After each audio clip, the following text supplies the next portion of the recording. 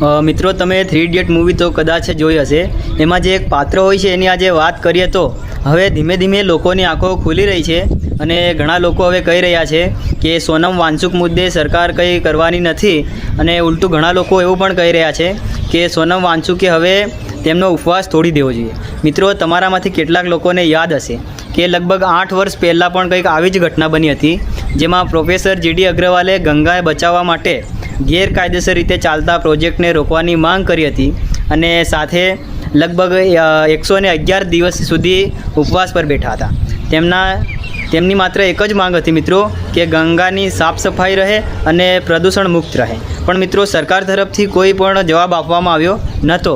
અને જે દિવસે તેમનું અવસાન થયું મિત્રો એ દિવસે મોદીએ ટ્વિટર પર ટ્વીટ કરીને જણાવ્યું કે જાણે એમને 111 દિવસની ખબર જ ના હોય કે શ્રી જીડી અગ્રવાલજીના અવસાનથી ખૂબ દુઃખ થયું છે। શિક્ષણ પર્યાવરણ બચાવવામાં ખાસ કરીને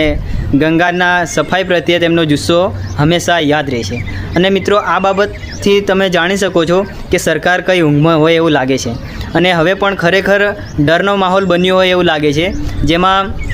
સોનમ વાંગચુક સાથે આવી ઘટના ના થાય તો ઠીક, નહીં તો સરકાર ફરી પણ આવી રીતે ચૂપ રહેશે અને આવી ઘટના બનતાની સાથે જ ટ્વિટર પર ટ્વીટ કરવા લાગશે। પણ મિત્રો સાચી વાત કરીએ તો સરકારને